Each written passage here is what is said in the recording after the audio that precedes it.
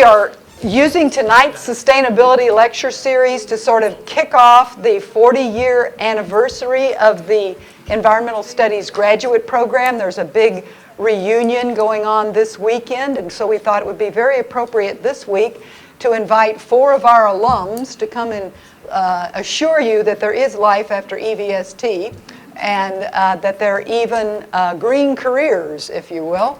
And some of these people don't just have a green career, they've actually been helping create green careers for other people as well. And another purpose of the Sustainability Lecture Series was to introduce some of you to EVST faculty that you maybe haven't met yet. And so we have a host tonight, Dan Spencer, one of the EVST faculty members, and maybe he'll say a few words about kind of his interests so that you, and let you know what classes he teaches so you know when you'll see him again. And then he's going to introduce our panel. So. I've had this evening circled on my calendar for weeks now, not only because Vicki asked me to do the introducing of it, but because these are 4 of the coolest people in Missoula. And I don't always get an opportunity to hear them speak, and whenever I do, I always take advantage of that. To have them all together in one evening is truly extraordinary. As Vicki mentioned, my name is Dan Spencer, and I'm a colleague of Vicki's in the Environmental Studies program. Several of you I recognize from classes I've had with you. I see a whole row of the Thinking Green freshman interest group here, which is nice to see. Several students from EVST 201. I teach 2 lower division environmental studies courses, the EVST 167 Nature and Society course for many students in their first year, and then Vicki and I both teach sections of environmental information literacy, EVST 201, on writing a literature review paper and learning to think critically about the issues it raises. I also teach an upper division course on globalization, justice, and the environment. I'm really interested in the impact of the global economy on issues like climate change and environmental justice issues. And then I teach a number of graduate courses as well. But I mostly want to introduce our 4 panelists here. And I'm going to introduce them in the order from your right to left, which is the order that they'll be speaking here. To my immediate right is Bryony Schwan. And Bryony has worn many different hats here in the Missoula area since her graduation from the Environmental Studies program, hailing originally from Zimbabwe. So we have a transcontinental perspective tonight. Bryony first was very involved in founding an organization called Women's Voices for the Earth. And she was executive director and founder, spent 11 years there, and then as national campaigns director for the program there. And that's a nonprofit environmental justice organization that's been going since about 1995. WEAVE works on the links between toxic pollution and women's and children's health. From 2001 to 2004, Bryony co-founded and coordinated Coming Clean, a national alliance of health and environmental groups. In the last several years, Bryony has been working as executive director at the Biomimicry Institute. And for those of you who've taken EVST 167, you may remember Bryony speaking to us about that, and she'll be talking a little bit more about that tonight. Then to Bryony's right is Mike Custodia, one of the very first people I met when I moved to Missoula 10 years ago. At that point, Mike was working for the National Center for Appropriate Technology and looking at, and I was in the process of building a cabin and trying to use sustainable resources, and came across Mike and really helped me a lot on that. But he's an independent contractor who specializes in environmental communications, research, and organizational management. Since 2003, he's been the coordinator of the Clark Fork River Technical Assistance Committee, known as CFR-TAC, which is a watershed-wide citizens group that works to inform and engage the public in Superfund cleanup, restoration and redevelopment of the Upper Clark Fork River. Before going freelance, he worked in Sustainable Communities program at the National Center for Appropriate Technology. And he has, like Bryony, his master's degree in environmental studies here from the University of Montana. Next to Mike is Dave Glazer. I met Dave Glazer. We shared a board commitments working together on the board of the Wild Rockies Field Institute. During that time, his wife gave birth to 2 beautiful little girl twins who are now, about 3? Yeah, very, very active. And so I've seen firsthand how Dave has been juggling parenting and community involvement and his work. But Dave is the president of the Montana Community Development Corporation after serving as MCDC's vice president of operations since 2007. And the MCDC is a not-for-profit financing institution that provides loans and consulting and business across the state of Montana with the goal of building community prosperity. Prior to his work with MCDC, Dave served as the Chief Operating Officer and Environmental Scientist for environmental consulting firms and has been a manager and operator for a number of small businesses. He's active in many different economic development organizations throughout the state and serves on the board of Homeward, which is a low-income housing organization, and MCDC. And he completed his Master's in Science in EVST in 2000 and worked with Vicki Watson in that capacity. And then Beth Ann Gehrman Merkel, right? I met actually as a student in one of my classes about 5 or 6 years ago. And Beth Ann hails from the Front Range of the Montana, a beautiful area around Choteau. She is currently working as the Montana Conservation Corps AmeriCorps Vista representative serving at MUD, the Missoula Urban Demonstration Project here. She grew up on the Rocky Mountain front and has worked for several local nonprofits while pursuing her environmental studies degree with a sustainable food and agriculture emphasis, and fine art and wilderness studies minors. So there's a couple different minors to round that out, which she finished in 2007. And Beth Ann is a certified master gardener with years of experience teaching and developing curriculum on topics ranging from conservation, natural history, and field journaling and drawing to sustainable life skills, as well as experience in community development facilitation. She returned to Missoula to join the MUD, or the Missoula Urban Demonstration Project team, in 2009, where she's focused on enhancing MUD's community education and resource programs. So we've got a really, really interesting panel here.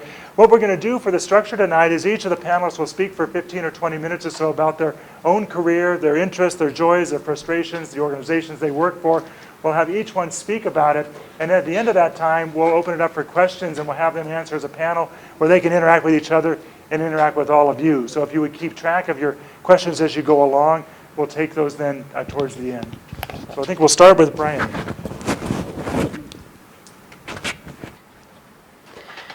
Well, thanks very much for having me tonight, and I'm really glad to be here. Is this thing going on automatic? Yeah.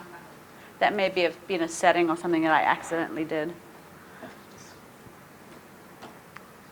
So I'll just talk while Dan's doing that. I actually have had a very unusual career path. My undergraduate degree was in fine arts from the University of Natal in South Africa. And I moved to London after I graduated and worked as a graphic designer and photographer, and then eventually to the States and worked at Yale University, and then ended up getting into a medical career, working at the Yale Medical School in ophthalmology. And it wasn't until I moved to Montana that I got involved in environmental issues. I'd been involved in a number of social justice issues, including the whole anti-apartheid movement in South Africa. But when I moved to Montana is sort of when I really got my feet wet with environmental issues. And when I moved here, it was sort of the height of conservation issues around wilderness and forestry issues. And I was sort of appalled when I first came here by the logging practices in Montana. And so I got involved with a small grassroots group called Friends of the Bitterroot down in the Bitterroot, and then the Alliance for the Wild Rockies. And got involved in the wilderness issues there.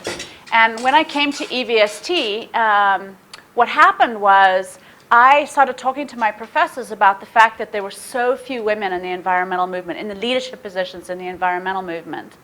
And I always wondered why so many of the organizations were run by men and led by men. And my personal experience had been that a lot of women would get involved in environmental issues, but only stay around for a little while and leave. And then when I started talking to them, I'd see them in other locations and I'd say, well, why aren't you still involved? A lot of them said, well, I feel like there isn't a place for my voice at the table. And so I actually came to my professors in the environmental studies program and talked about this issue. And it's what I ended up focusing my thesis on, is women and the role of women in the environmental movement, the role of gender and justice, and so on. And while I was on EVST, the program gave me a small grant to put on a women's environmental conference, which we did in 1994. And we only had a semester to organize it, and it was hugely successful. There were a lot of other EVST grads who were involved in that conference. And we brought about 100 women together from around the state and the region who were working on environmental issues. And what came out of that was that we needed an organization that would really represent women's voices in the environmental movement. And so a group of us started meeting after class and in the evenings with local women in the community and established Women's Voices for the Earth. And we opened up, I actually gave up my job. I was working for the Craighead Wildlands Institute at the time, doing fundraising for them. And I gave up my job there and started Weave. And when I look back on it, it was kind of a crazy thing to do, because I gave up a fully paid job, and I took a $5,000 grant from Patagonia and the promise of another $6,000 from another donor, and thought I could start an environmental organization on $11,000. But it's exactly what we did the first year. And there were 2 of us that worked that first year.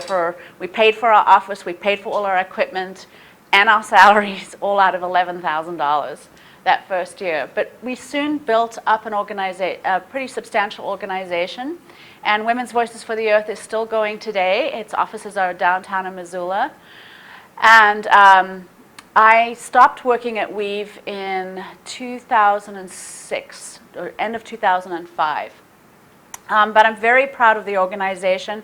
It now works nationally, and as Dan said, on the links between women's health and the environment. This is just a copy of the front page of the website. And I'll talk a little bit about the opportunity that gave and how it developed, because we were very much a grassroots group when we started. We worked on a lot of local issues. We stopped the county and the university from spraying pesticides up on the mountain here by helicopter. So we worked on a lot of pesticide issues. We worked at the Stone Container pulp mill in Missoula, trying to get it to stop using chlorine as a bleaching agent and putting dioxin into the air and the water. We worked with a lot of other environmental groups to stop the Blackfoot mine, which was one of the largest proposed gold mines in history in the United States. So we did a whole range of issues. But what was really interesting is, as we got more and more into these issues and as we grew, and particularly around the pulp mill issues, the issues became more and more technical. And so we had to go out and learn a lot of things. Like, I hated chemistry in school, but all of a sudden I was working on toxics, and chemistry became really relevant for me. And so I rushed off to the library and bought some very basic chemistry books and had to really learn about chemistry. But it was really fun because it actually had application in life. But what it afforded me personally was a chance to really sort of learn how to develop an organization, to do community organizing, and to work on a whole range of issues. And I got to do some very cool stuff. This slide up here was when a whole coalition of groups went to Washington, D.C. and testified at the EPA on the dioxin reassessment, which is the scientific body that was looking to look at the scientific data around dioxin, which is the most toxic chemical out there. It's toxic in parts per billion, and they were reassessing the toxicity of dioxin. And my friend Tracy Easthope and I are both testifying there. Oops. I also got to go to South Africa. This is a group of us protesting outside the United Nations. We also got to testify there, but we also did this protest. You can't really see it very well on the slide, but we're all wearing plaster Paris pregnant bellies, because we were talking about the impact of toxic chemicals to unborn children, children that are exposed in uterus. A great story about that is that I had done a demonstration the day earlier with Greenpeace, and we were wearing hazmat suits and these signs, and one of the reporters from South Africa actually had taken a close-up of my face with the sign and put it on the front page of the South African papers. I hadn't actually told my parents that I was back in South Africa. I was going to surprise them, but my dad woke up the next morning and found the newspaper on there with my full mugshot. So this was a slide of a protest that we did outside Shell's headquarters in New Orleans. And this goes on to talk about a campaign that I got involved in, called Coming Clean.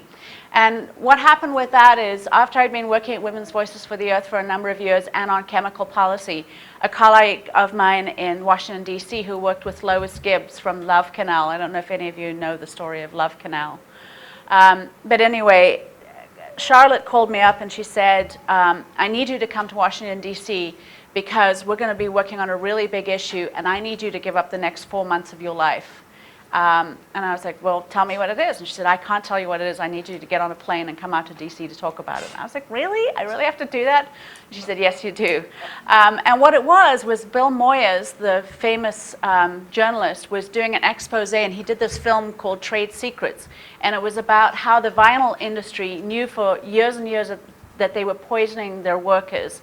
Their workers were getting a very rare cancer called angiosarcoma, which is a cancer of the liver, and some other diseases from exposure to chlorine monomer, vinyl chloride monomer. And it was a very similar story to the whole asbestos story. Anyway, Bill Moyers was doing this expose, and they were very worried that the night that they would show the film would be the only night that PBS would get to show the film, because the chemical industry is incredibly powerful, and they thought that they would just shut the film down. So Charlotte and a couple other people had gathered some funding together to do a nationwide organizing event around this. And so for the next 4 months, I did outreach to groups all over the country who were working on chemical exposure issues to ask them to do a public viewing of the film the night that it came out. And what we ended up doing was organizing 125 public viewings around the country, all on the same night. Some of them were huge. Some of them had senators and congresspeople at them, mayors, and people pushed to get sort of local exposure. It was really, really a fun project. PBS said it was one of the biggest viewerships they ever got. But what came out of that was the fact that all these groups around the country were often working on the same issues. Some of them were working on pesticides. Some of them were working on the exposure from Dow Chemical, from Dow's pesticides, and then from a lot of other Dow chemicals, other plants that were producing other chemicals, and they didn't even know about each other. They were sort of fighting the same fights, but they didn't really know about each other. So what we did after that was we brought 50 of the groups together in New Orleans, because that's the belly of the beast for the chemical industry. And we brought everybody together, and we decided to build a national coalition called Coming Clean. It was to make the chemical industry to come clean. And the whole goal of it was to reform chemical policy in the United States. And Coming Clean now has about 250 groups around the country, all the way from DC-based groups, large national groups, to grassroots groups around the country. And the goal of Coming Clean is to get all of these groups that are working on chemicals in any way, shape, or form to coordinate their efforts. And they've had some extraordinary campaigns. So after running the National Coalition for 3 years, I raised all the money for the coalition and worked on a number of strategy, primarily on strategy for the coalition.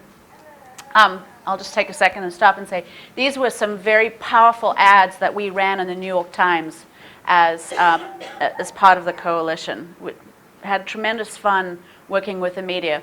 So we did a lot of campaigns. We did a green building campaign, which then developed into an international campaign now called Healthcare Without Harm, which is looking at healthcare issues in the medical industry.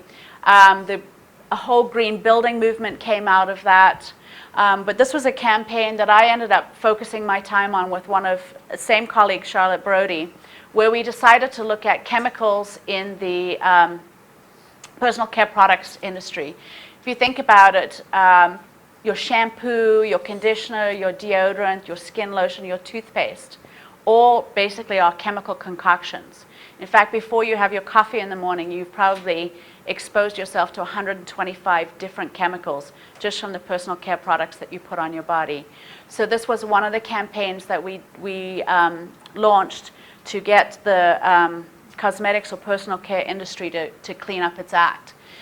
We opened our campaign with a full-page ad in the New York Times, where we had done some testing of some mainstream products to show the chemicals that were in them. There's tons of detail I could go in about these, but obviously this is not the time. But we had a tremendous amount of fun doing this campaign. This is an ad that we ran against Revlon. We had been trying to reach the company for months and months. They didn't call us back.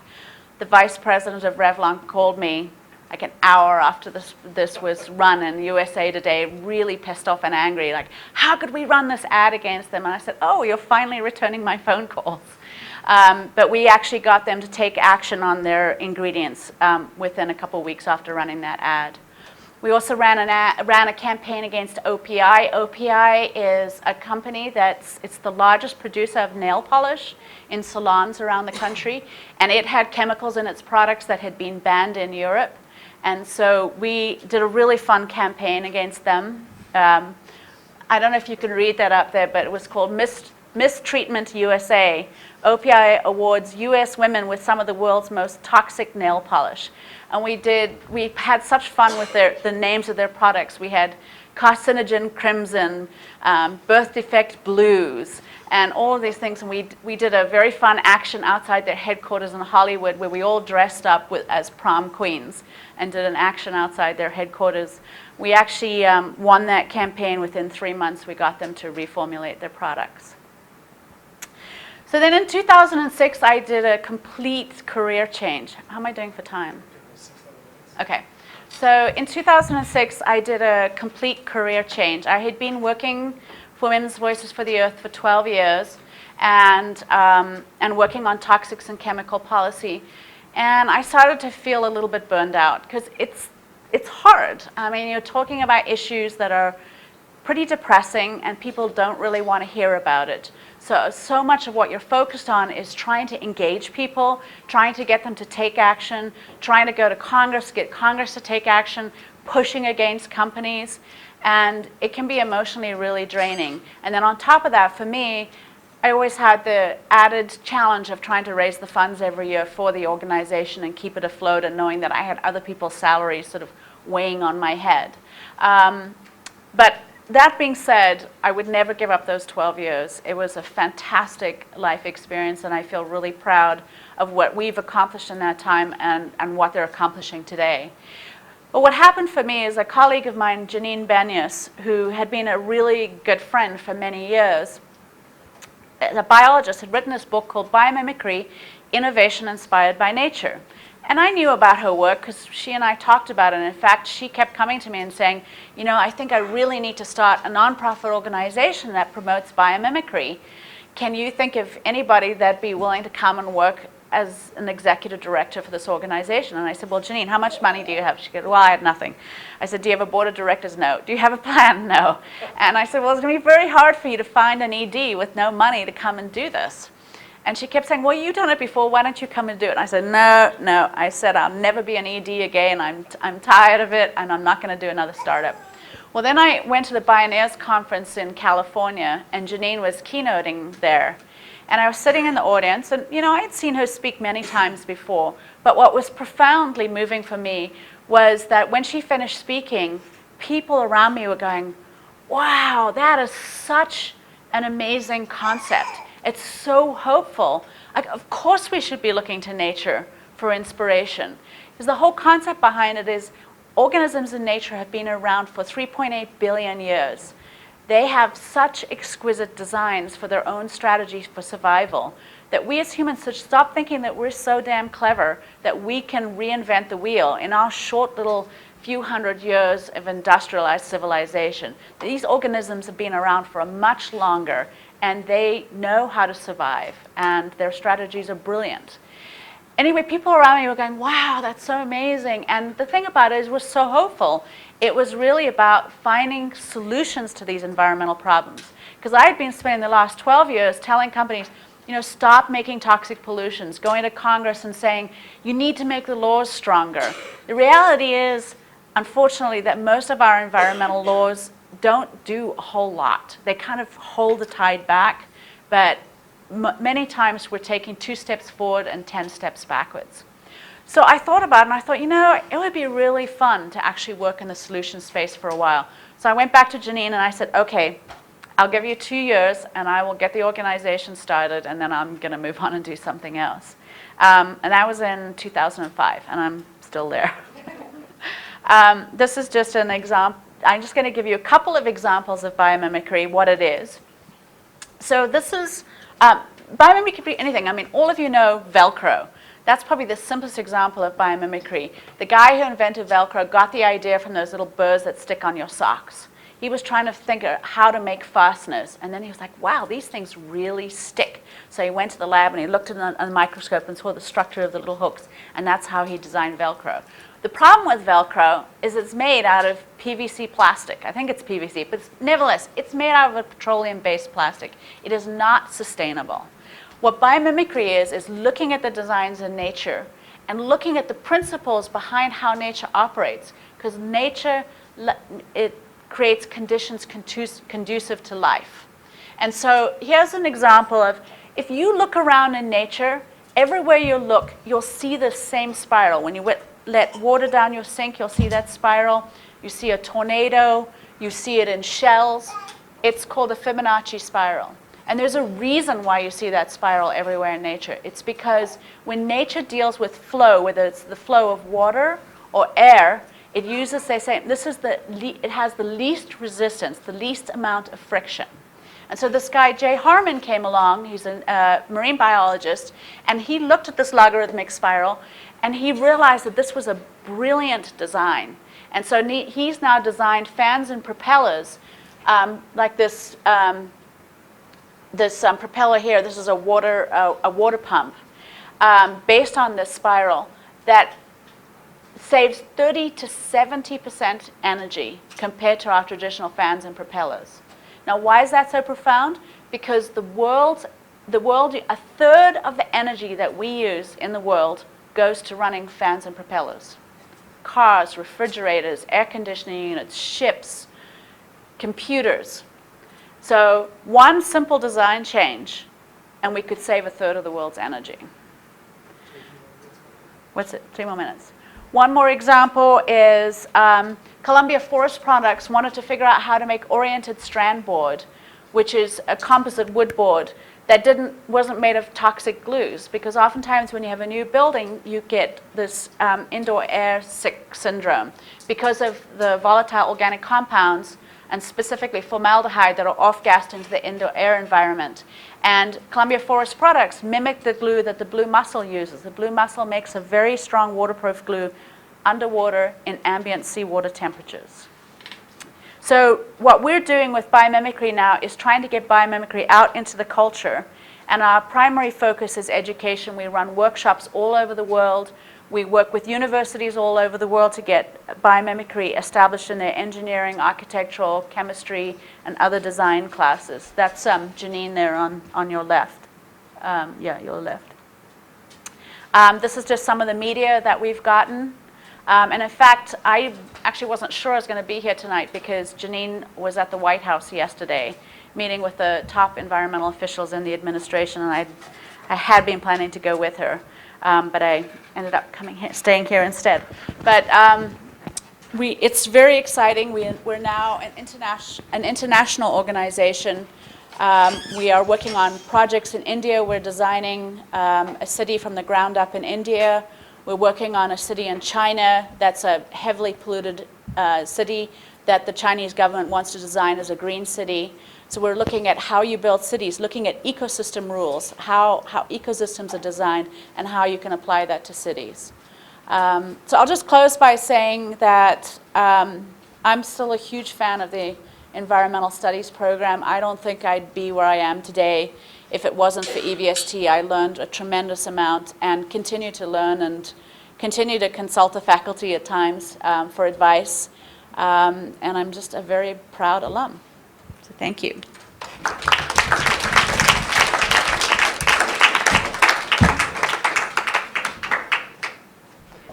Okay, does that work? Everybody hear me all right? I just have to say that Bryony's a tough act to follow. I mean, she's a great speaker and has a stellar career. Some of us have had much more modest careers, and I was thinking about the title of this lecture series and this talk tonight, and it was a potpourri of sustainability jobs. Well, potpourri is probably a very apt word for my career. It's a little bit of everything, and it's all over the map. But anyway, I want to start. I am a graduate of the Environmental Studies program. I have a master's, but I also have another degree from this fine institution. I started in the journalism school, and so I have a bachelor's in journalism. And I just wanted to maybe start there and work my way up to what I'm doing today. Backing up. I got a degree in journalism here in the late 80s and had a brief career in journalism working for some newspapers up in the Flathead Valley. For a variety of reasons. One was a mean editor. Others were like, I felt like I was in sort of a bystander job. I was watching a lot of people do interesting things, and make a long story short, journalism didn't last for me very long. That said, I have no regrets about studying journalism at this university. It's been a career it's been a field that has served me well throughout. I still use my writing skills. I still use my photography skills that I kind of honed when I was an undergrad here. And so after I finished my brief career in newspaper work, I thought I should play for a while. So I moved to Whitefish, I ski bummed, I was a bartender, I was a river guide, all these fun things. And even that gets old after a while. And so one of the things I had always thought was interesting, but I never knew they would even entertain a person like me, is the Peace Corps. So I went into the Peace Corps in the early 90s. I had enough of a kind of a natural science and natural resource management background. I'd taken some classes here, took a fair number of environmental studies classes in the early 80s. And I got into, it was in the community forestry program, and I was sent to the Dominican Republic. And I had a great experience there. Actually, I started in the Philippines, but we were there for 5 months and then got pulled out because of political instability, and came back to Montana. I was a ski bum again, and then went back to the DR. I had a great experience in the Peace Corps. My background is less sort of environmental advocacy, as in more on the natural resource management side of things, I think. I worked in the Peace Corps with a handful of farmers trying to develop a model reforestation project. They kind of balanced some ecological aims with livelihood aims. And it was when I was in the Peace Corps that I first really encountered this term sustainability, or more in the context of sustainable development. After the Peace Corps, I was probably much more focused in my career aims, and I knew I wanted to go to grad school, but I came out of the Peace Corps with what they call non-competitive eligibility. So I went to work for the Park Service in Glacier National Park, and I got involved in the natural native plant restoration program. And so I worked my summers there for 3 seasons. Meanwhile, I was down here going to grad school in the environmental studies program. I initially thought I was going to be focused on, my studies focused on international issues in Latin America in particular, because I did want to work in Latin America again. And worked with some great professors here in the EVST department and elsewhere on campus. And at that time it was sociology, Jill Belsky and Dan Flores in the histories department. And I had another great educational experience here. EVST was very supportive of me, and in terms of funding, and just, you know, if you're a self-starter and you know what you want to do, it's a great program. After I finished my graduate studies here in 1997, I was thinking I wanted to go on, maybe pursue a PhD, and I had applied for a Fulbright to go to Chile, and there's numerous hurdles, and I'd cleared all of them but the last one, which was the Chilean side. And I had proposed a project that was looking kind of at these sustainability issues, focused on forestry and native communities. And at that time, the day I turned in my application, the Army had basically invaded the area I was talking about going to do my study. And so I knew that was doomed. And so the Fulbright never happened. The Chilean committee turned me down. And just shortly thereafter, maybe the next week, I was kind of at a loss what to do. I was substitute teaching. There was an ad in the Missoulian, and it was from the National Center for Appropriate Technology. And they were looking for a researcher-writer who spoke Spanish and who had knowledge of Latin America. And I thought, I'll take that job. And so I actually did get that job, and they had some startup funds from the Department of Energy. NCAT, I should back up a little bit, does work on energy issues, renewable energy, energy efficiency, and then they have a very large program in sustainable agriculture called ATRA. At any rate, I got involved with that project and then sort of never went where we hoped it would go, and then I got involved with other programs within NCAT, and one of them was the Sustainable Communities Program. And so I was sort of a web pioneer. We managed 2 large websites. One was ATRA, which was all focused on sustainable agriculture, and then the other one, which is now defunct, although it's probably in there in some dusty cobweb archive of the internet, was called the Center of Excellence for Sustainable Development.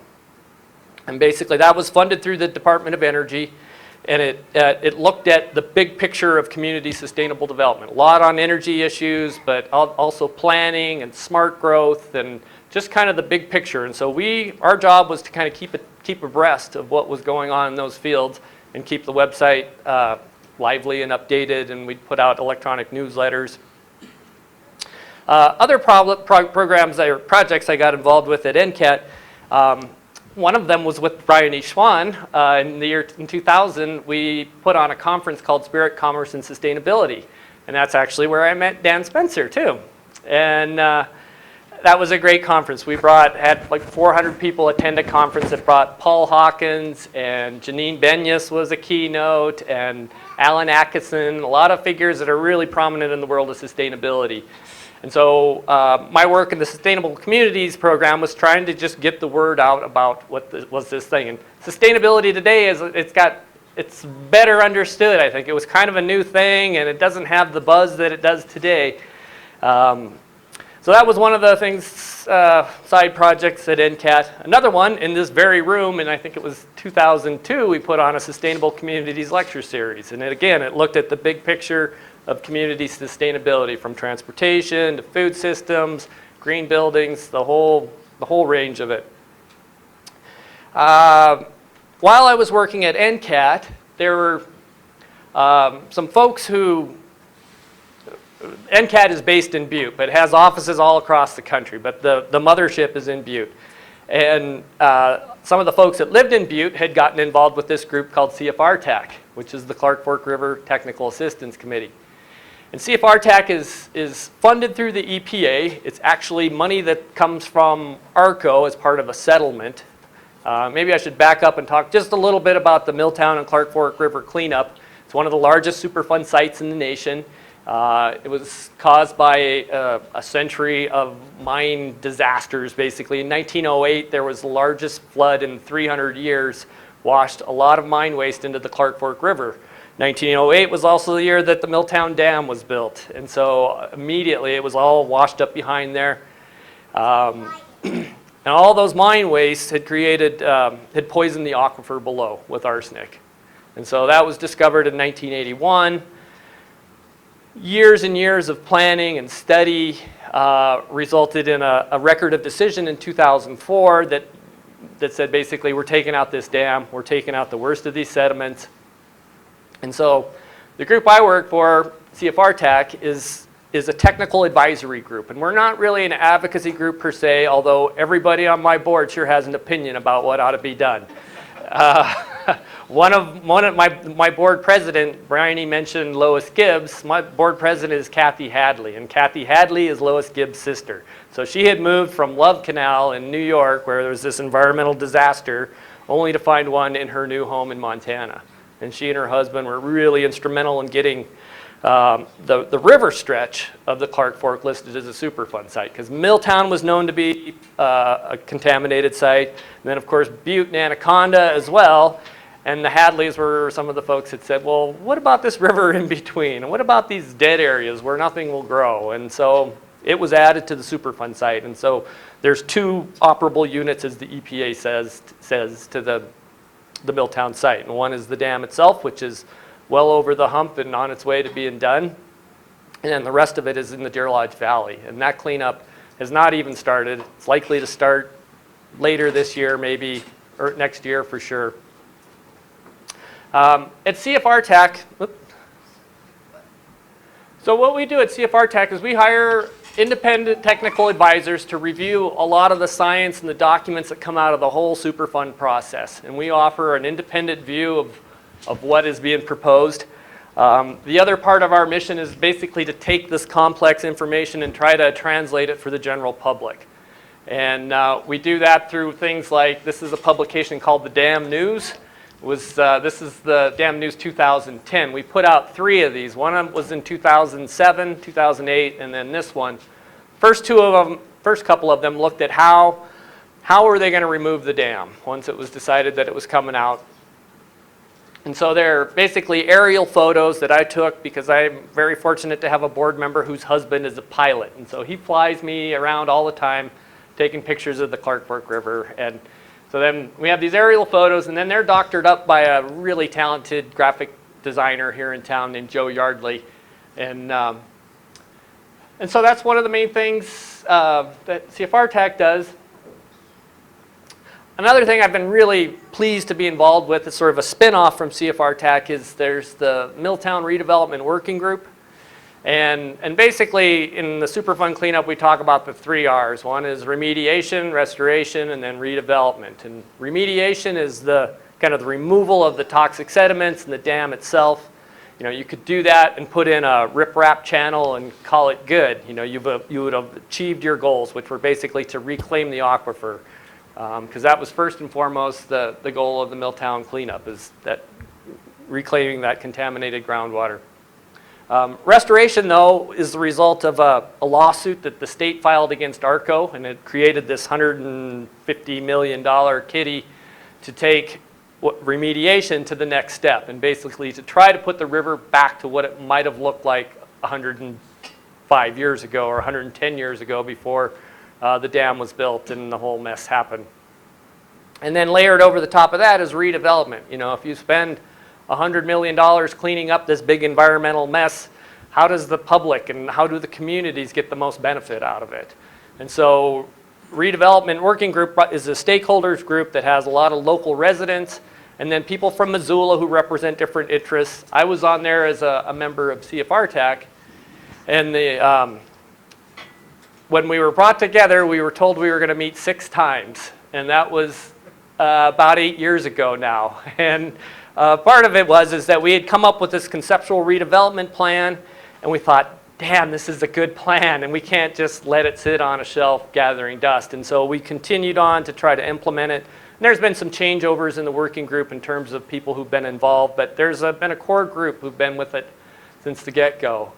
And so the upshot, I mean, some of the results we've seen from our working group is we helped them get a community council established. We helped build this trail networks that we got funded through a federal appropriation. And then we put on a park design workshop because we knew early on that the Milltown site should be a public park. It should be in the public hands at some point. And this is a big group of people that have been working on this. It's not just me by any stretch, but so to kind of speed through that, we did put on a design charrette. We came up with a conceptual design for a state park, and then we took that design and turned it into a grant proposal to the Natural Resource Damage Program, which is part of that settlement against ARCO that's been set aside to, restore the Upper Clark Fork Basin. And earlier this year, we were awarded $2.6 million to get this park up and running, and that is a very exciting thing. So in the next few years, there'll be a new state park just outside of town here. One of our hopes is that there'd roughly be a new footbridge that would cross the Clark Fork about right here. And so you could ride a bicycle down Kim Williams all the way out to Milltown and go run around the park on new trails, and it's a very exciting prospect. What's that? 3 more minutes? Okay.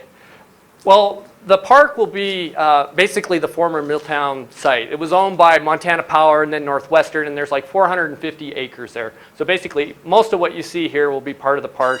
And then there's like a riverfront corridor that's going to go along the Blackfoot in Milltown that'll be a part of it as well. And so it'll be kind of hopefully a low impact sort of thing, We don't want to see John's Road type scenes in the summer where you have hundreds of people and tubers and we'll see how that works out. But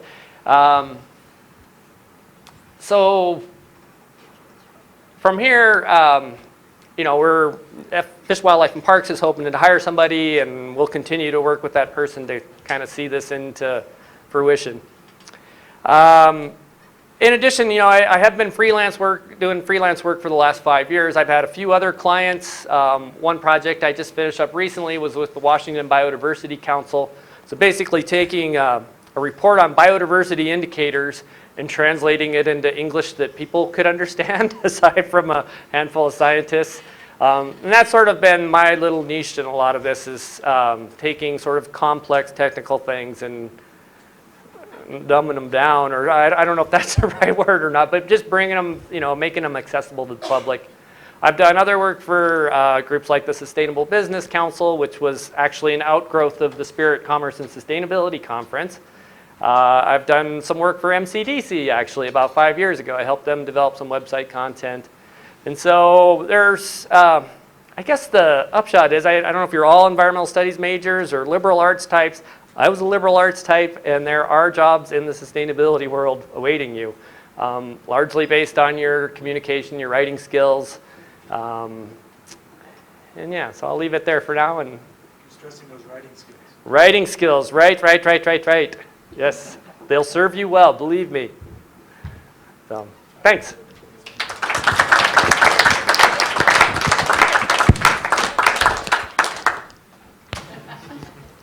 So, if Bryony's career was born of passion, mine was born of pragmatism. And a little mix of potpourri in there too, like Mike. So, before I came to the University of Montana EVST program, I was working as an environmental consultant. And I was making about what I felt like was a lot of money at the time, $12 an hour. And I wasn't getting anywhere in the company, and I went to the president of the company and I said, give me a break. I do all of the errands, I go do all the research, I run around, and how am I going to get ahead? And he said, go get 2 initials behind your name so I can win some contracts with you, MS. And so that's what I did. I went and got a master's degree because he told me I needed to do that to be successful in environmental consulting. And I did my thesis around some work that I had been doing in environmental consulting with Vicki, and finished and went right back to environmental consulting. And in fact, what he said came true. He started using my name and winning contracts, and it was all great, except one day I was out in the field, and I was writing something on a piece of paper, and the president of the company was in the field, which was rare, and he came walking over and he said, Dave, what are you doing? And I said, well, I don't think we're going to make money on this project. And he looked at me and he said, go get in the car. We're going back to the office. And I said, what? Why? What's up? And he said, you're in the wrong job. You're supposed to be a scientist when you're in the field. You're supposed to be caring about the bugs and the plants and everything going on. And you're worried about profitability of the company. You're more valuable to me back at home, back in the office. And so from that moment on, everything I've done in my career has been associated with helping businesses run better, nonprofit and for-profit, doesn't matter. And all of those businesses just happen to have been in sustainability. That's where my roots came. I grew up, anybody remember the show Family Ties? Alex P. Keaton, he ran around with a briefcase in high school. I wasn't like Alex P. Keaton, but when I was 15, I was thinking about things, like rates of return and things that 15-year-olds don't usually think about. I grew up the son of a finance wonk. So, that's been something in my history that has come through to my career. And I tried really hard not to be that guy. I did not want to be a businessman. I wanted to be, somebody who is hands in the dirt, scientist, and, passionate and all these other things about the natural world. Well, I can still be passionate about that and be really good at running a business. So after environmental consulting, I was recruited to go work at a nonprofit, which I had never done before. And it was a nonprofit founded by another EVST graduate, Scott Pankratz, and Julie Osborne.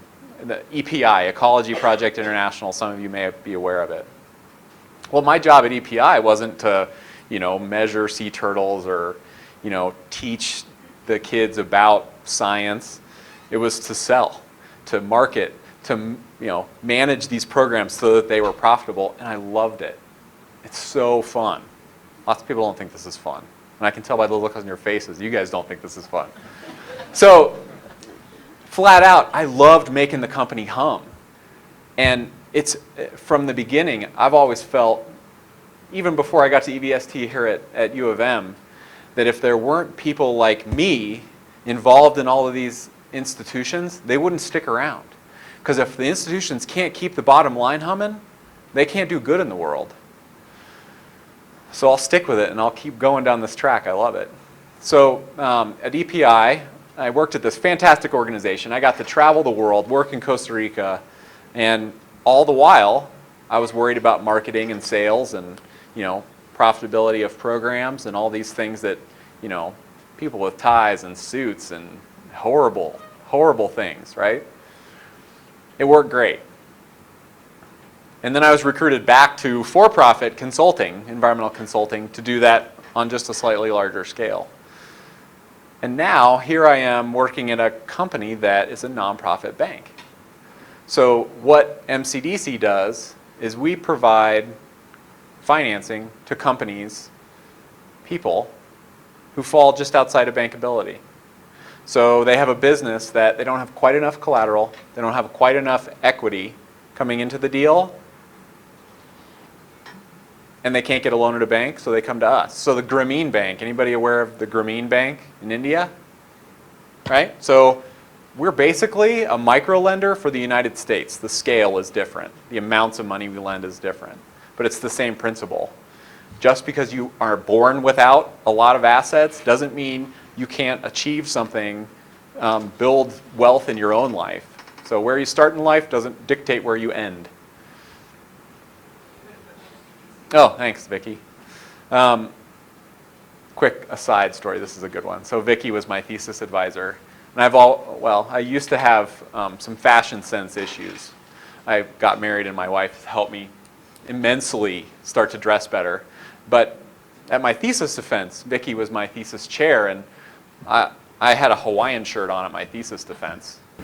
And I went to turn around and talk about my first slide, and I pointed up to this thing, and on the back of my Hawaiian shirt, it's brand new, there was a hula girl on the shirt.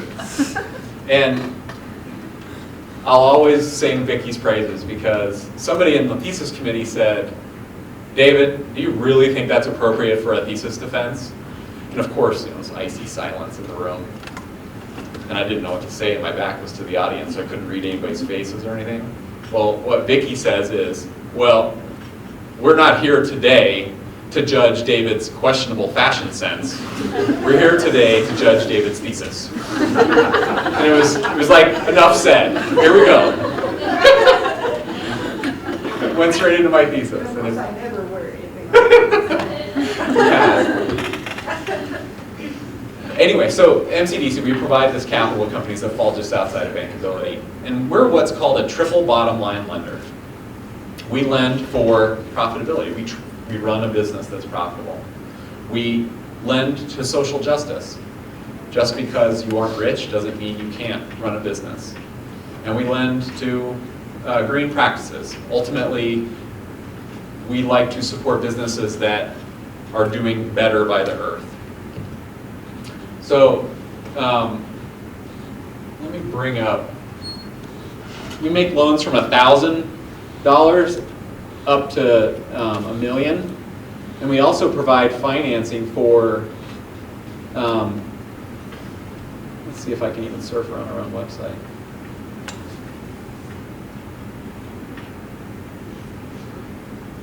This is a good example. So we provide financing for this large array of company sizes. Well, we also just recently provided financing for a couple of large projects in Montana upwards of $8 million projects that are LEED certified buildings. The government likes to incentivize that type of practice in construction. So all of a sudden we're able to do more and more in the sustainability realm associated with finance. We like, Michelle Obama's coming out with the Healthy Foods Financing Initiative. Anybody heard of that? HFFI, it's going to be coming out very soon.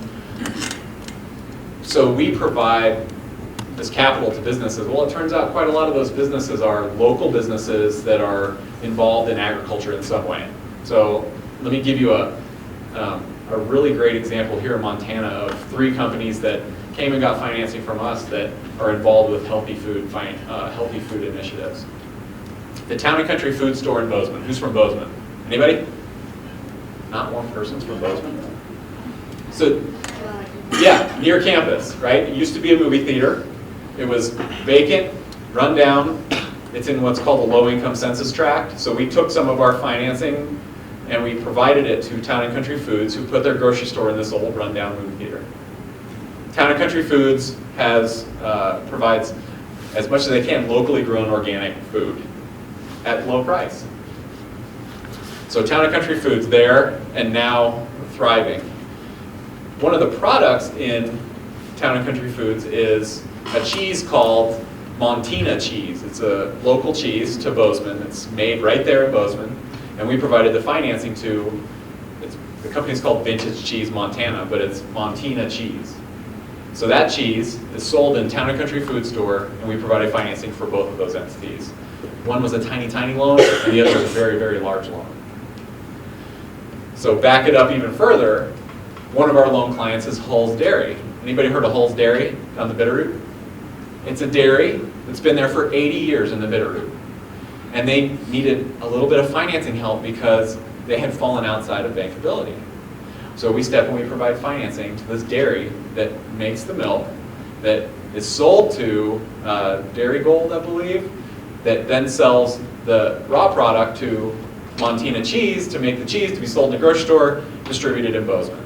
And so we own the entire chain there as far as providing financing for businesses that are local and doing the best they can to do right by, social issues as well as the environment. The Hull's Dairy is a fantastic example of,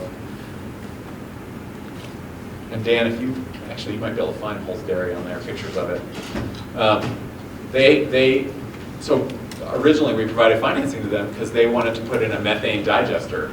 So they realized that the neighbors complained about the stink from their dairy, as well as the Bitterroot River being polluted by the effluent from the dairy works. And so they couldn't quite afford to put in a methane digester. We packaged a bunch of financing options together and got them the methane digester. So not only are they creating methane and now looking to sell carbon credits on the world market, they are, did you find it? Oh, thanks. They're selling what's called afterburner boost, and it's a soil amendment to be added. It's the leftovers after you burn off the methane. So they've created a whole new revenue stream for their business by selling carbon credits and selling the soil amendment. And doing right by the world. And we're keeping a family business that's been in the Bitterroot 80 years intact, so they don't have to sell off pieces and parts of their property for ultimately subdivision development. I can't think of anything else to say. That was probably way shy of 20 minutes. So I'll just stop. Thanks.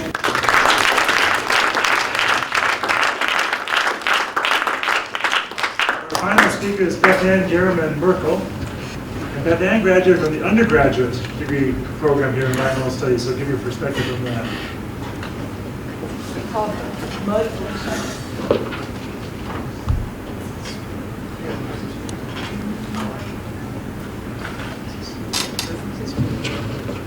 So while Dan's getting rolling, I guess I do have to admit to being the least educated person you have to listen to tonight.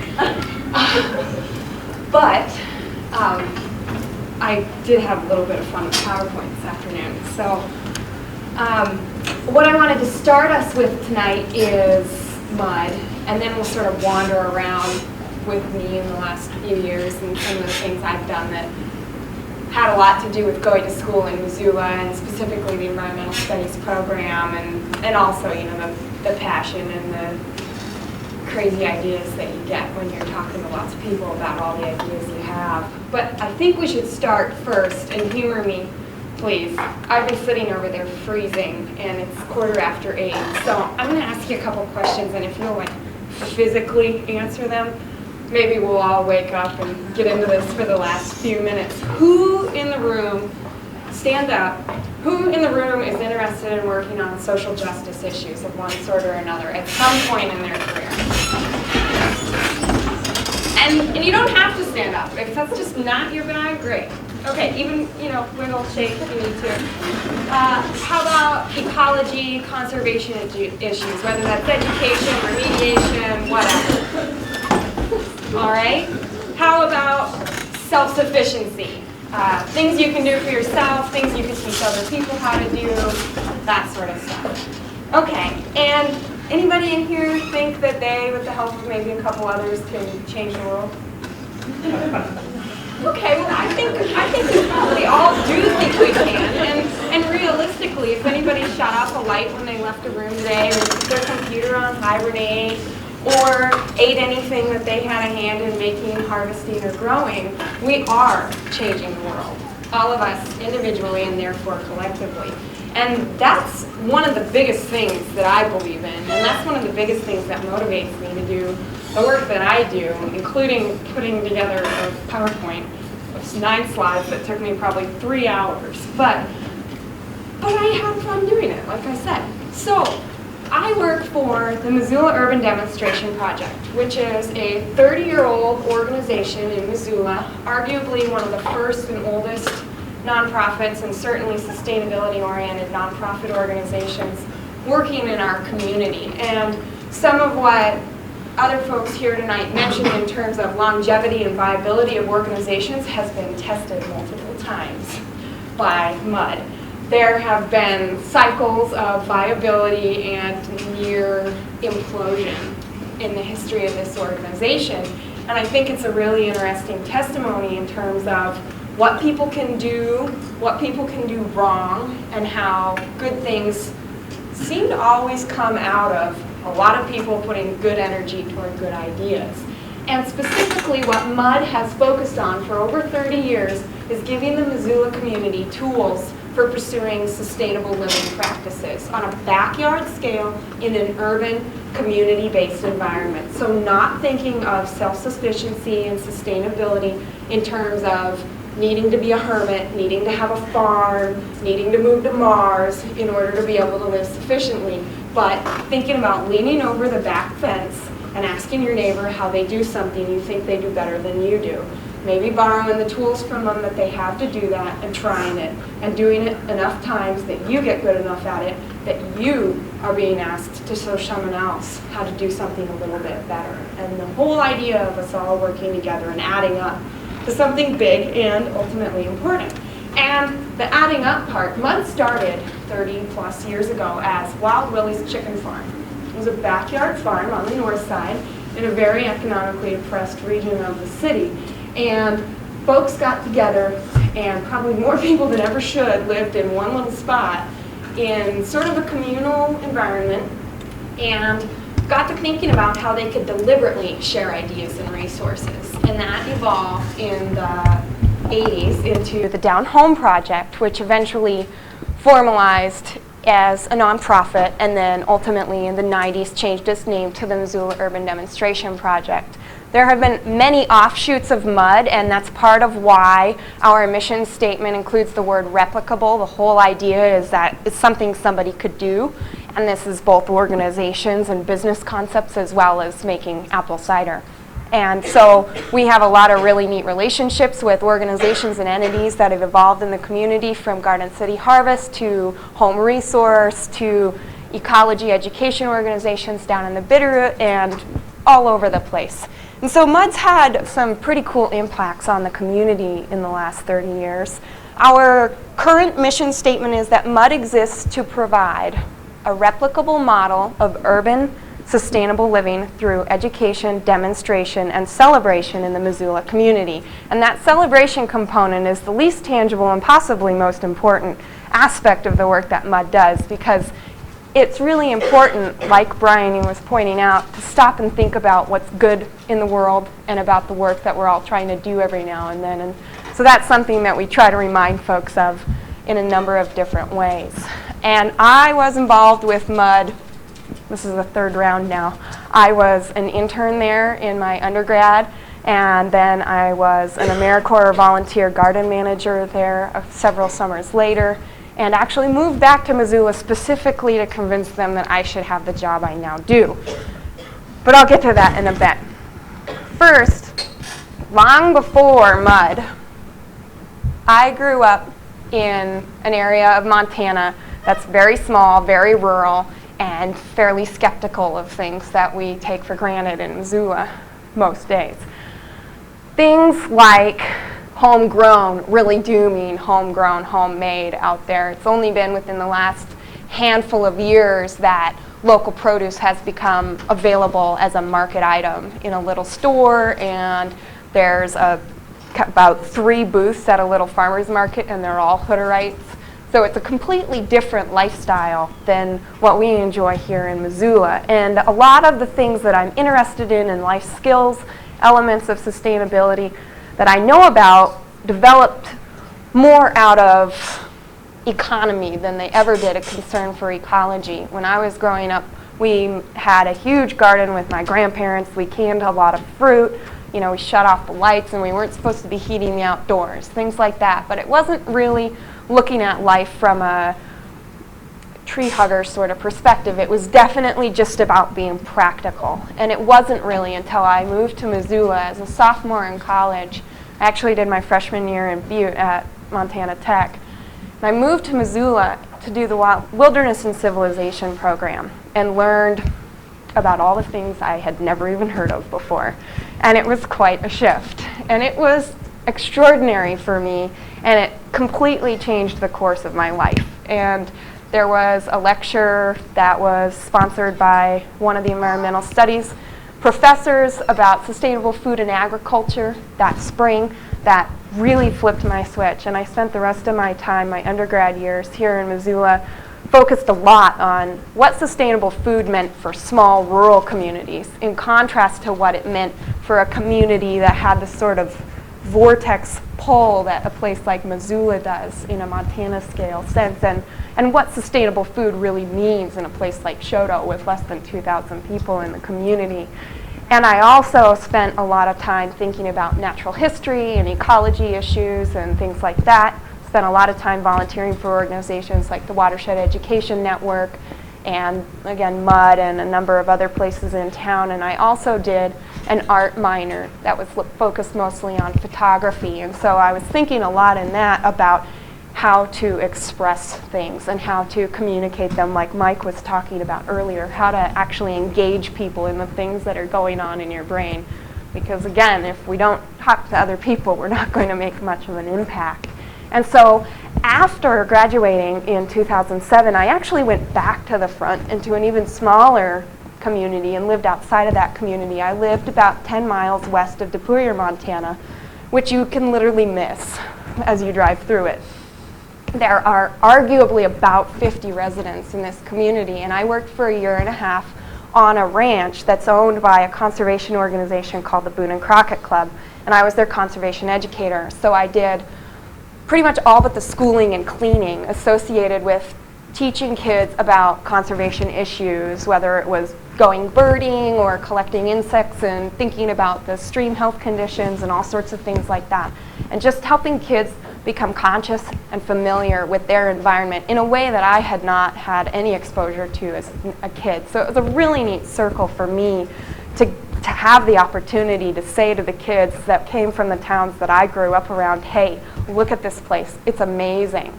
And you are a part of it, and this is what it means to be a part of a place. And that was an extraordinary experience. And it also taught me that I did not want to be a professional educator for little kids for the rest of my life. I wanted to work with big kids too. And right about that time, I saw the job description for the position that I have right now. And if I'm timing this right, yep, pretty much. So I sort of glossed over this slide, basically told you about all those different things that I have done recently. Next is working at MUD. And working at MUD for me means daily interacting with pretty much every single one of those individuals. My job is about people more than is about anything else. I'm an AmeriCorps Vista, and what that means is essentially I'm serving a domestic Peace Corps term, or an equivalent to that. My job is to build capacity in an organization within the United States to address issues specifically related to poverty that Americans are facing. An AmeriCorps Vista program is actually the only federal program in the United States that's tasked with directly addressing issues of poverty facing United States citizens, which is a really neat thing to learn the first day at a training for a job that you didn't even know was part of that program when you applied. So there's a lot about my job that's really interesting and sort of technical, like I can't write bills, and I'm not really supposed to answer the phone a lot or respond to a ton of emails. I'm supposed to be doing something other than direct service. And so if you ever get into any sort of AmeriCorps role, whether it's Campus Corps, Vista, or there's a number of other iterations of AmeriCorps related programming, they all have specific limitations and expectations. And so it's really important to keep those in mind. A lot of positions you're supposed to do work. You're supposed to dig in the dirt, pound nails, work with kids, all of that kind of stuff. And the Vista program is actually prohibited from doing very much, if any, of that sort of work. I'm not supposed to be the gardener. I'm not really supposed to be teaching workshops or anything like that. I'm supposed to be facilitating them, and I'm supposed to, in general, be focusing on the programs and how to enhance their viability and their capacity to provide valuable services to the community.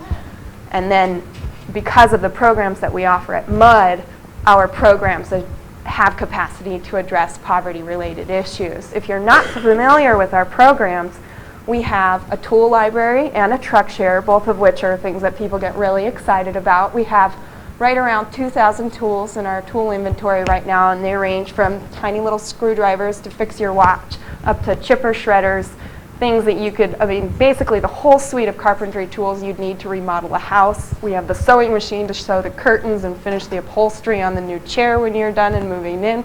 And then we have all the garden equipment, including rototillers and wheelbarrows and everything, plus the truck, to get your garden started, cultivate it all season, and then the processing equipment for the end of the season as well. Cider presses, meat grinder, pressure canners, huge range.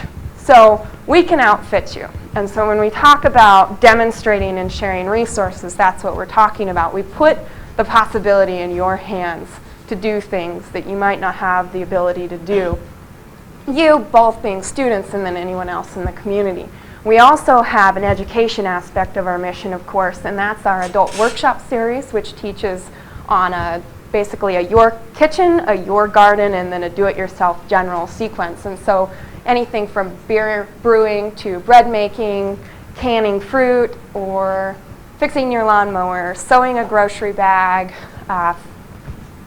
pruning your fruit trees, starting a garden in the spring, planting garlic in the fall, huge range. And then we have a youth education program where we're talking about those same kinds of concepts and principles with children. And then all of this happens, for the most part, at this place, which is the place that it all began, a little 3-city lot, about 90 by 90 foot location on the north side, where you can come and see all of this as though it was in someone's backyard. Not sculpted, not manicured, maintained, lived in, and it's authentic because I live there with my husband, and there's another house on the property that a couple people who also work at MUD live in. And so it really is a backyard that's managed and maintained by people who live there. And so it's a really authentic demonstration site in terms of what's possible in somebody's backyard. And my job is to make sure that all of that happens. I'm not supposed to be doing it. I'm supposed to make sure it happens. And it's a fairly big job, predictably. Some interesting things about MUD right now, just in terms of careers and possibilities with jobs and things like that. My role spans the gamut, really pushes the boundaries of what a Vista experience is envisioned as typically, and that's been an extraordinary professional development opportunity for me. It's also been an extraordinary opportunity for MUD, because for just a couple $1,000s a year, they have somebody with my capacity doing that work. And you cannot get somebody with really high qualifications and skills to do that work for free unless you sweet talk Bryony, it sounds like. But typically speaking, organizations have a really hard time coming up with highly skilled people for fairly cheap, because people still need a job. And the AmeriCorps program is not a program to get rich in. I make just over $900 a month. And that's for a year, and then you get an education award at the end of it. And I was crazy enough to extend my term of service, because I think what I'm doing there really, really matters. I enjoy it, I'm good at it, I don't quite want to let go of it yet, you know, that kind of a thing. There is potential for a couple more years of Vista doing the sort of work I'm doing, and hopefully every year we're building the capacity a little more, so it's always different work. So if you're going to be graduating in a couple of years, check in with MUD if this sounds like fun for you. But the other thing to know is that the organization doesn't actually have an acting executive director, which is fairly different for nonprofits that function today. And we have a board of directors of about 10 to 12 folks who, along with a couple of Vistas, basically run the organization. And so you have close to 15 cooks in the kitchen at all times, and so it's a really interesting ball game. And then we have somewhere close to 400 volunteers that I manage on an annual basis that are giving us almost 8,000 hours worth of community support, and that's how the organization stays alive. And so it's kind of an interesting model for how an organization can work and last, and it's fairly true to its roots. That's about how MUD's been eking out a living for the last 30 years. And they, like I said, they go through cycles, and right now we're having a lot of fun and we're doing great, and we think we're going to keep doing great. How am I on time, Dan? Okay, beautiful. So what I wanted to focus a little bit on, and I imagine you have heard a little bit about this from plenty of people, but I wanted to, considering my more recent graduation from college, think a little bit about what I wish somebody would have told me and a little bit about what I think, based on my work, is really important if you want to do this kind of work in the future, and really any kind of work at all. And the first is, get some experience in a field outside of whatever it is that you're passionate about. It's critical to know about the way the world works outside your own periphery, whether that's cultures, whether it's geography, or just a professional difference or something like that. Having a knowledge of art and sustainable food issues and community facilitation processes and ecology makes it so that I can relate to almost anybody who shows up at MUD and figure out a way that they might be able to be beneficial and contribute to the organization, and at the same time offer, from our end, something back to them in terms of skill building or warm fuzzy feeling or whatever. So I think it's critical that you have a scope that extends beyond whatever topics it is that you're passionate about. The next one is communication. It's, of course, really important to have really good writing skills and really good public speaking skills, but it goes beyond that, way beyond that, I think, because you can talk at people and never get through to them, never even have a sense of whether they're on the same page as you. And what I would argue from my education experiences and developing curriculum and trying to figure out how people work and what really gets them going and why they want to learn things is take a couple classes in communication courses, and whether it's outreach and marketing and that kind of stuff, or whether it's an adult education methods class, or whether it's thinking about how to teach little kids. But take some classes about communicating a topic that don't just have to do with staying inside your bubble and talking about what you know or you think you know.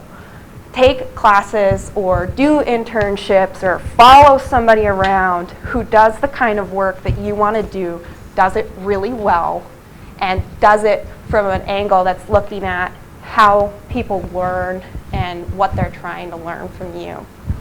And then another one that I think is fairly important is that leadership, running things, getting things done is not about autocracy. It's not at all about having really good ideas and just making them happen.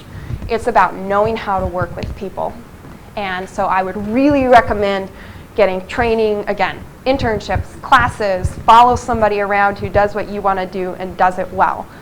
Don't go away. Follow Bryony, follow Michael, follow Dave, follow Dan, follow Vicky, follow somebody, even if you're just keeping tabs on what they do in the community. But pay attention to how people do work that they do well.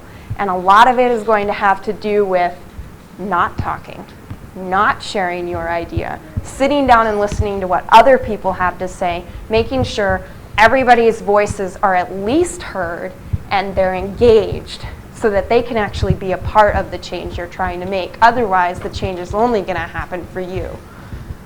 And then the last element of it that there went my carefully animated slides, right?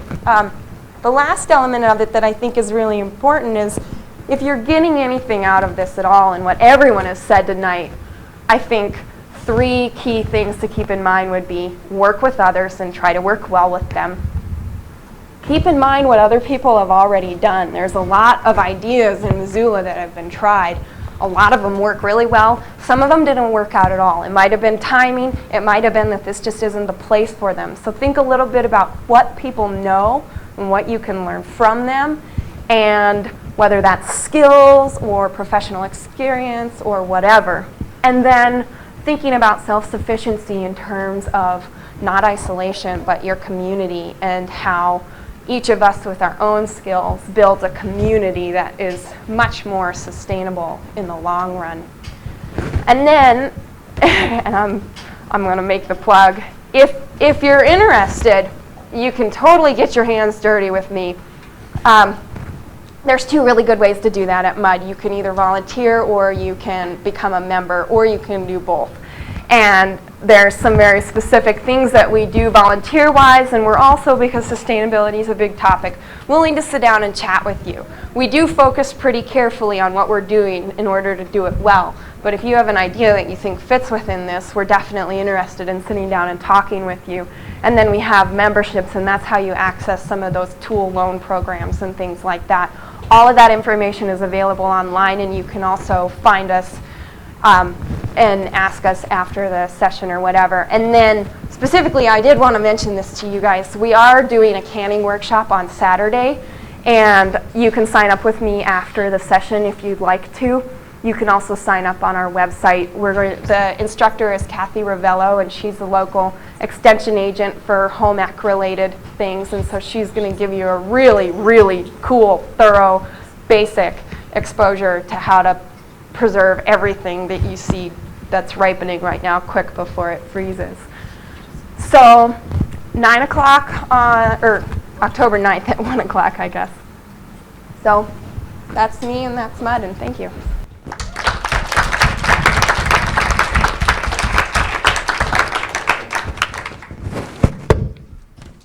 Hey, would you turn the lights up behind you? Well, thanks. That was really, really fascinating. I'm going to ask the panel to turn the microphones to face you now. And now it's your turn for questions, comments, things you want to follow up on here. There's not one question about finance. Come on. Okay. Hi. This one's for Beth. Okay, so you explained how you don't really do like gardening and everything, you kind of just like run it. So what does your typical day look like at MUD? We were just interviewing people to take the next round of Vista for my position, and somebody asked me that, and I think they got at least 3 bullet points, and all of them could have been a day. Very possibly, I don't see anybody. I mean, not a living soul, not even the person that I work with who lives next door. not a tool librarian, not anyone. But equally as possibly, there are people in the yard. I live at Mud, like I mentioned, so there could be somebody there at 8 o'clock in the morning who wants to know if they can check out tools, and they can't because it's Wednesday morning, not Thursday evening, you know, that kind of a thing. And it could go on like that all day, and I might not check my email till 4 o'clock in the afternoon. What are you doing? That was exactly the question. And just as likely, I'm meeting with somebody like you at about 10 o'clock in the morning to talk about volunteering with our youth education program, or somebody who wants to know a little bit more about gardening and wants to volunteer in the garden to help do that. And then maybe around noon, I'm going to meet with a couple of our board members, and we'll be talking about some of the major decisions that are facing Mud right now in terms of maybe outreach and how we can get some feedback from the community on what's important to them about our programs. And then in the afternoon, I might be putting together the October newsletter that still needs to go out. That kind of stuff. In the meantime, 10 or 15 other people could have come through, 7 of them could have signed up for memberships, but they all want to check out tools, and once again, that's not till tomorrow evening. And we also have an office assistant who wants to check in and wants to know what's going on. And so the thing about working with a small organization is that everybody does everything. And you have to, like I said, you have to have some capacity, and if you don't, you need to go looking for it really hard until you develop it. You have to have some capacity to work with other people and figure out what your job in all of it is, and identify people who can do the other jobs well, because you cannot do them all yourself. I seem to recall that you were looking for another board member. Is that right, or did you just... No, we still have a couple board position openings. What are you looking for in board members? That might be a good question for everybody. You guys all deal with boards, don't you? Yeah? Well, at Mud right now, we're looking for somebody with some experience in education and probably some experience in fundraising, grant writing specifically. I just want to piggyback on that. You know, serving on a board is a really, really good thing to do for your careers. Just to get that experience, because you get to see how the inside of an organization runs without actually having to take a job there. But it's a good thing to have on your resume, but it's also a really, really good thing to learn about how both for-profit and non-profit boards, organizations work. Obviously, it's a little easier to get on a non-profit board. And a lot of people are looking for young people because, for instance, like my board is all pretty much middle-aged to older people, and we're looking for younger people to serve on a board. So oftentimes people are looking for younger people, and I really would encourage you to do that. And I just want to piggyback on something you said, Dan, earlier about writing skills and communication skills.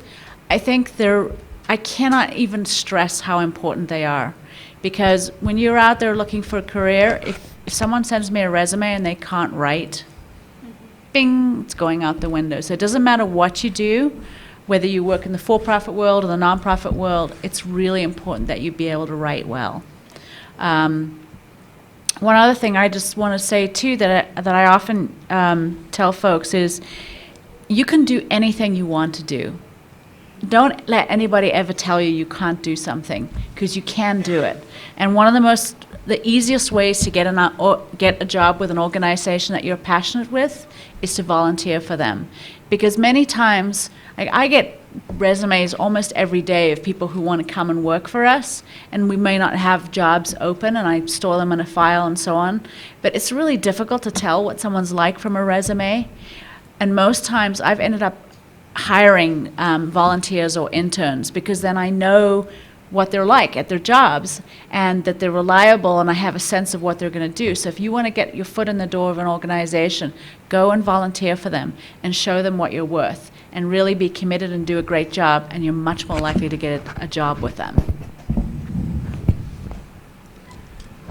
A couple things as far as boards go. I'm on the board of Garden City Harvest, and it's nice to be on that side of things, as opposed to when the board comes up with ideas that I work for. It's like I'm the guy that has to do it typically. Now I get to be on the other side, and well, maybe we should do this, or maybe we should do that. And so, but what makes for a good board member, it really depends depends on what your organization needs. Usually it's money. I mean, a lot of times board members have access to money. In my case on Garden City Harvest, it's less that because I don't so much. But, you know, coming from the nonprofit world, I think that's one of the things I bring to it. But and then to piggyback on what Bryony said about volunteering, internships are always a good thing. I did an internship as an undergrad with the High Country News, which still crops up. She wants them all. So, all right. Dave, you want to add anything there? No. I'm just going to follow up, actually, just to plug it, the volunteering kind of thing, and just to give one personal example. When I came out of graduate school with a master's in theology, which is a completely worthless degree, except I found meaning in everything. But I had gotten Spanish skills as part of it, and so I found an organization doing the kind of work that I wanted to do, and they told me right up front, we have no job for you. And I said, that's fine. I'm working as a nanny for the year, but I'd like to volunteer 10 hours a week. And I did, and I volunteered 10 hours a week, and I helped them organize their media library and things like that. And at the end of that year, they suddenly found that they could find a position for me. And I'm spending 5 years of that organization, and that led to my career in Latin American studies and all that. But it all started with volunteering. So don't be shy. If you find an organization that you really are interested in, set up an interview with them and say, you know, I'd just really like to know more about your organization. I'd love to be able to volunteer here. Is there something way that I can help you out? It's a really great way to learn a lot and also get your foot in the door on things. And be willing to do anything. Yeah. Because sometimes, you know, you might be doing an undergraduate degree in hydrology and you think, oh, I just want to go in and do hydrology and I want to get to the juicy work first. Well, there may not be volunteering, you know, jobs available in the specific thing that you want to do. It is so great when someone comes along and says, I'm willing to do anything. I'll file papers, I'll make phone calls, I'll take your recycling out. Because then people always find other things for you to do, and you just quietly creep into getting into every aspect of the organization and make yourself so invaluable that they can't live without you, and they do end up offering you a job. So. But it is important to treat it like a job. You know, and you can convince them that you're not a good worker as well, or you're not reliable, you don't show up when you say you're going to. So you figure out how much time you can give and be sure you give that, and you're there when you say you're there and you get the task done. Otherwise you are having the opposite of the intended effect. You're convincing them this is not someone they want to hire. I want to ask a question to the panel, unless there's anybody here. I'm struck with many of you, if not all of you, that you're doing something that's somewhat different than you probably anticipated when you first finished your degree, and you've taken several different steps to get there. So I'd love to hear you talk about, as you look back and into environmental studies, either at the undergraduate or the graduate level, what would you name as one thing that you now look back and realize was really valuable as part of it? And what might be one thing that you look back and now wish you had actually been able to do but didn't do as part of your education? If either of those are clear to you at this point. Go ahead, Dave. You know, actually having to sit down and do a thesis was really valuable. From the beginning to the end, having the project be mine and having to own it and do every piece of it was really valuable. I've used that over and over and over again in my professional career. And the one thing so that's the most valuable thing I took from my master's work anyway. And then if I was going to do one thing differently, I would convince the university to have EVST MBA program. Because, you know, I really would have done well having an MBA as well as my EVST. Not many people want that, so. Not a big market for MBAs in the environment, so. Actually, I think there is, Dave. Just not yet. Maybe not here. Because I would say that, I mean, I did a lot of great courses in EVST. I think probably my most favorite course was actually, I mean, that's what's great about EVSTs, because you have to do your core set of courses, but then you can do other courses in other departments. And I did a course in sociology with Paul Miller called American Community, and that was probably my favorite class out of my whole graduate program. mostly because it was really learning about how society works and how communities and cultures work. And I think sometimes when we do environmental stuff, we tend to focus a little bit too much on just the science or the ecology side of it, and really it's the interplay between how humans interact with ecology or the environment that's where the sort of sweet spot is about where you can create change. So understanding a little bit more about how people think and why they think and how they behave when they're under pressure and under different challenges was extremely helpful to me. But in answer to your other question, I wish I had done more business classes, because for me, going in and running an organization, it would have been really useful because I really didn't have any idea. I didn't have a freaking clue what I was doing when I started Women's Voices for the Earth. I mean, I had to do things like develop a budget, do some bookkeeping, do some marketing, do all kinds of business stuff that I didn't really know how to do, and I had to learn on the job, and it would have been really great to have that. And I just will say, it's interesting, you go through this program and you do become like a big family out there, because you find out that EVST students end up hiring each other or trying to hire each other. I will tell you that I spent a good half of my year last year trying to woo Dave to come and work for us, and I haven't given up yet. I'm not going to give up, but anyway, but mostly because Dave's business skills are really superb. And when there's the outside of the work that you do, the environmental work that you do, but as you've all pointed out, you also have to sustain an organization. And that means somebody knows how to actually run it like a business, because nonprofits actually are businesses. The only difference is you're not out there to maximize your profit. You still have to run it like a business. You can't run it, it's like running a car. You have to change the oil. You have to tune it up once in a while. You can't just run it as you run it into the ground. A nonprofit organization is no different. It has to be run efficiently and run well in order to do the mission of the work that you have out there. And I know that for me, finances are my really weak part. I know how to raise money, and I can do a budget, and I've learned all of those things, but you're also looking at somebody who hasn't balanced a checkbook in about 20 years. And that's why having someone like Dave who can come in and do that really well and do those kinds of things really well is so critical. And there are actually a number of green MBA programs out in the world now that are some really terrific programs. Yeah, University of Washington is one of them. We hired one of our loan officers from that program. One thing I'll say is nonprofits can be fantastically profitable. Fantastically profitable, really. That profit just belongs to the community. It's not something that can be taken by shareholders. So I think that's one thing that I'm fairly passionate about. You can have nonprofits killing it, doing wonderful mission work, making money, and also paying their people really good salaries, because in order to be a high performing organization, you have got to have the highest performing people in that organization.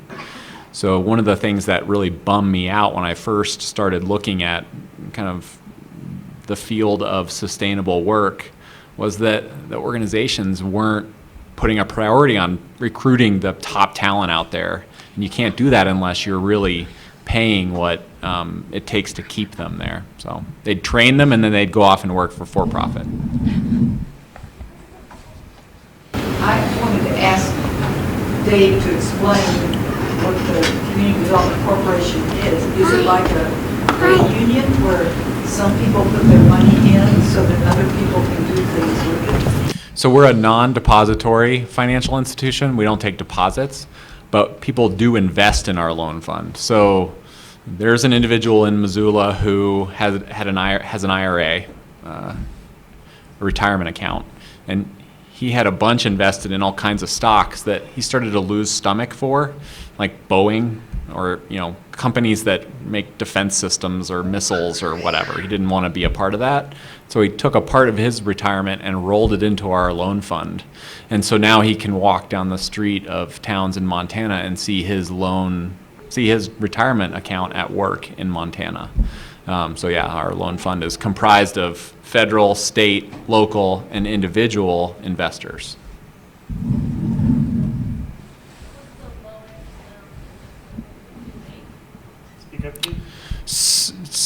she asked what the smallest investment one could make. So ultimately, now this is my dad talking. Ultimately, this is not a sound investment for somebody who's trying to save for their retirement. This person actually had plenty saved for his retirement. He was not worried about his financial situation at all. So what he was taking was the excess and putting it into the loan fund, a portion of his excess. It's not an investment that any of you would be wanting to do in order to make a return for, actual retirement, because what we end up paying that investor specifically is 2%. That's way less than you can make in a standard retirement account. So he does it because he knows that he's getting different returns. He's getting some financial return.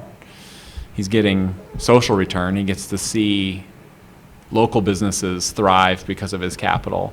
And he also gets to know that there's a third bottom line, and that's the green side, and that, ultimately local businesses are inherent in their nature more sustainable, and that there are also people who have borrowed from us who have green businesses.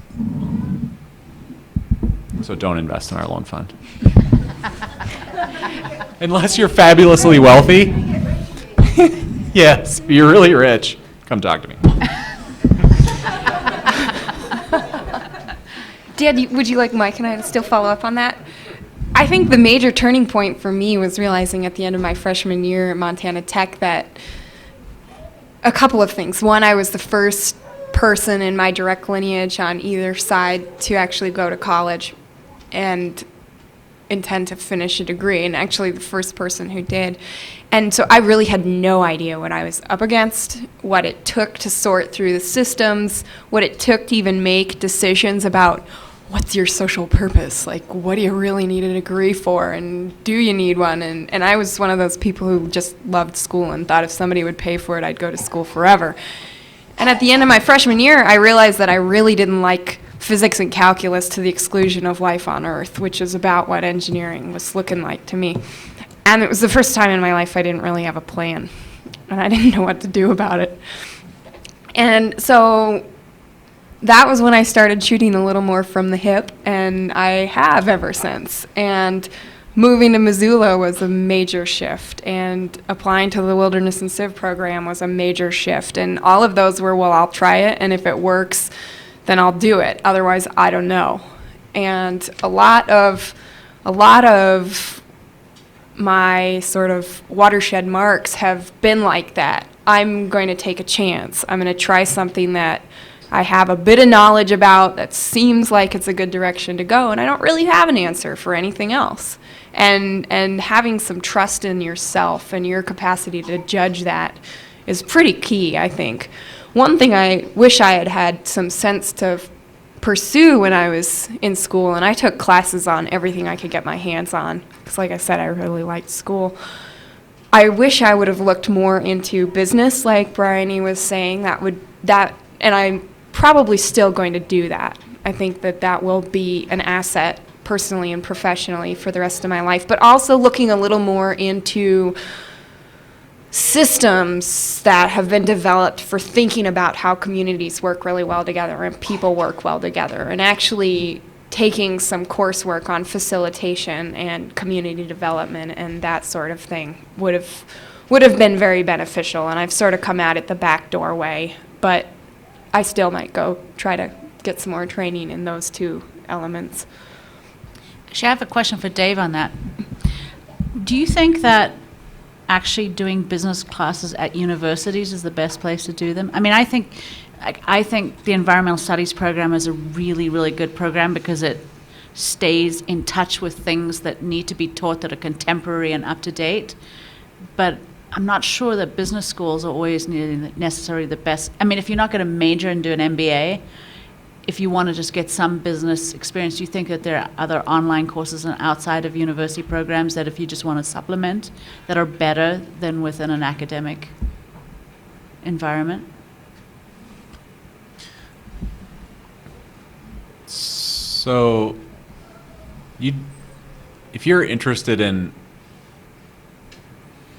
having that sort of acumen, business acumen, and contributing there at a company, you're really well served by taking a basic accounting class at a at any university. I mean, basic accounting is a very important skill. You can build upon that. That said, you know, some of the smartest business people I know learned what they learned because they rolled up their sleeves and they said, I'll do that. And it's notorious in the environmental field. You say, you know, like the word balance sheet or profit and loss, and people break out in hives and they're like, what the hell does that mean? Then they push it as far as they can away from them. I just happen to be one of the people who's like, oh, nobody wants to do this, so I'll do it. Because if nobody wants to do it, I bet you they'll pay me more if I learn how to do it. And you know what? I was right. So marketing, sales, you know, accounting, all these things that people hate to do, if you get good at it, they're come to our team. You know, we want you to work on our team. So, you know, just rolling up your sleeves and diving in there and then asking questions, just like you did, is a good thing. So learning by digging in. Basic accounting.